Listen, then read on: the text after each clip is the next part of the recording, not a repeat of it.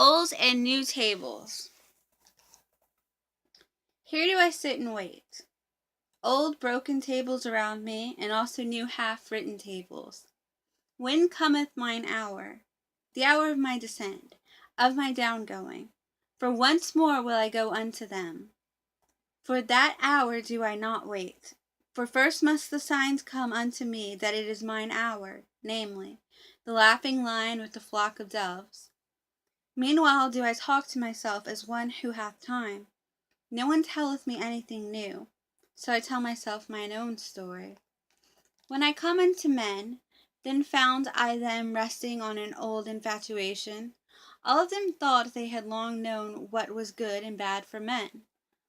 An old wearisome business seemed to them all discourse about virtue. And he who wished to sleep well spake of good and bad ere retiring to rest. This somnolence did I disturb when I taught that no one yet knoweth what is good and bad, unless it be the creating one.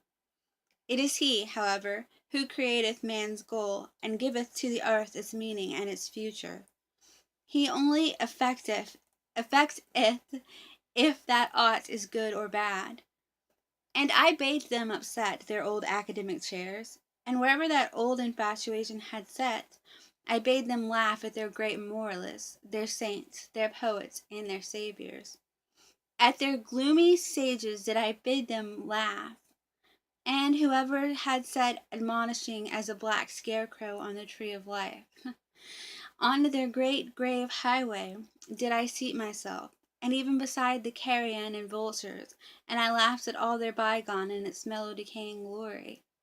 Verily, like penitential preachers and fools did I cry wrath and shame on all their greatness and smallness. Oh, that their best is so very small. Oh, that their worst is so very small. Thus did I laugh. Thus did my wise longing, born in the mountains, cry and laugh in me, a wild wisdom, verily, my great pinion rustling longing. And oft did it carry me off and up and away, and in the midst of laughter, then flew I quivering like an arrow with sun-intoxicated rapture, out into distant futures, which no dream hath yet seen, into warmer souths than ever sculptor conceived, where gods in their dancing are ashamed of all clothes, that I may speak in parables and halt and stammer like the poets. And verily I am ashamed that I have still to be a poet. Where all becoming seems to me dancing of gods, and wantoning of gods, and the word unloosened and unbridled and fleeing back to itself, as an eternal self fleeing and re-seeking of one another of many gods, as the blessed self-contradicting recommuning and refraternizing with one another of many gods. Where all time seemed to me a blessed mockery of moments, where necessity was freedom itself, which played happily with the goad of freedom. Where I also found again mine own devil and arch-enemy, the spirit of gravity, and all that it created, constraint, law, necessity, and consequence, and purpose, and will, and good, and evil. For must there not be that which is danced over, danced beyond? Must there not, for the sake of the nimble, the nimblest, be moles and clumsy dwarfs? There was it also where I picked up from the path the word Superman, and that man is something that must be surpassed. That man is a bridge and not a goal, rejoicing over his noontides and evenings as it advances to a new rosy dawn. The Zarathustra word of the great noontide, and whatever else I have hung up over men like purple evening afterglows. Verily, also new stars did I make them see, along with new nights, and over clouds, any day and night, did I spread out laughter like a gay-colored canopy. I taught them all my poetization and aspiration, to compose and collect into unity what is fragment in man, and riddle and fearful chance. I taught them all my poetization and aspiration, to compose and collect into unity what is fragment in man, and riddle and fearful chance. As composer, riddle reader, and redeemer of chance, did I teach them to create the future, and all that hath been to redeem by creating. The past of man to redeem, and every it was to transform, until the will saith, but so do I will it, so shall I will it. This did I call redemption. This alone taught I them to call redemption. Now do I await my redemption, that I may go unto them for the last time. For once more will I go unto men. Amongst them will my sun set. In dying will I give them my choicest gift. From the sun did I learn this. When it goeth down, the exuberant one, gold doth it then pour into the sea, out of inexhaustible riches. So that the poorest fisherman roweth even with golden oars. For this did I once see, and did not tire of weeping in beholding it. Like the sun will also Zarathustra go down. Now sitteth he here and waiteth, old broken tables around him, and also new tables, half written. Behold, here is a new table. But where are my brethren who will carry it with me to the valleys and into the hearts of flesh? Thus demandeth my great love to the remotest ones. Be not considerate of thy neighbor. Man is something that must be surpassed. There are many divers ways and modes of surpassing. See thou there too. But only a buffoon thinketh man can also be overleapt.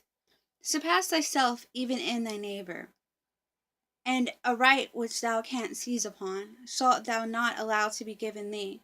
What thou doest can no one do to thee again. Lo, there is no requital. He who cannot command himself shall obey, and many a one can command himself, but still sorely lacketh self-obedience. Thus wisheth the type of noble souls.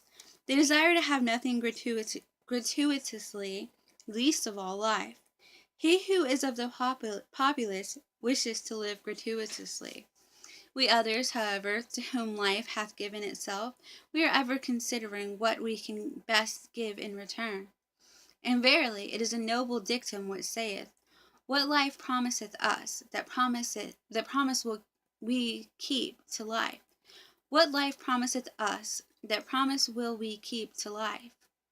What life promiseth us, that promise will we keep to life.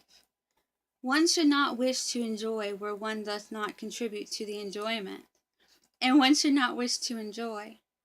For enjoyment and innocence are the most bashful things. Neither like to be sought for. One should have them, but one should rather seek for guilt and pain.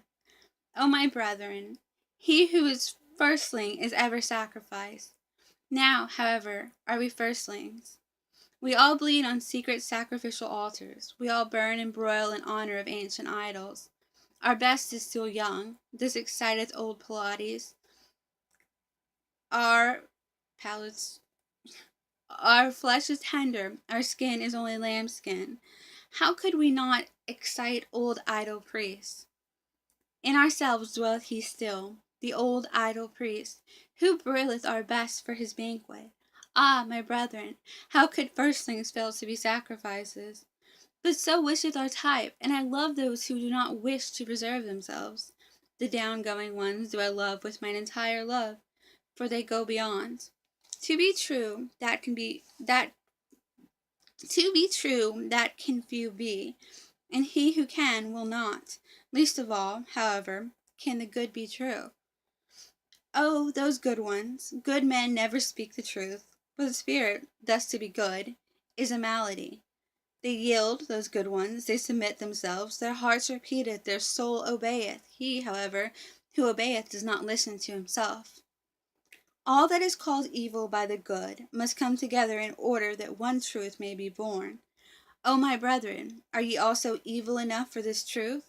The daring venture, the prolonged distrust, the cruel nay, the tedium, the cutting into the quick, how seldom do these come together? Out of such seed, however, is truth produced. Beside the bad conscience hath hitherto grown all knowledge. Break up, ye discerning ones, the old tables. When the water hath planks, when gangways and railings o'erspan the stream, verily, he is not believed who then saith, all is in flux. But even the simpletons contradict him. What? Say the simpletons, all in flux? Planks and railings are still over the stream. Over the stream all is stable. All the values of things, the bridges and bearings, all good and evil, these are all stable. Cometh, however, the hard winter, the stream tamer. Then learn even the wittiest distrust, and verily not only the simpletons then say, should not everything stand still? Fundamentally standeth everything still. That is an appropriate winter doctrine. Good cheer for an unproductive period, a great comfort for winter sleepers and fireside loungers. Fundamentally standeth everything still. The contrary thereto preacheth the thawing wind. The thawing wind, a bullock, which is no ploughing bullock, a furious bullock, a destroyer, which with angry horns breaketh the ice. The ice, however, breaketh gangways. O my brethren, is not everything at present in flux?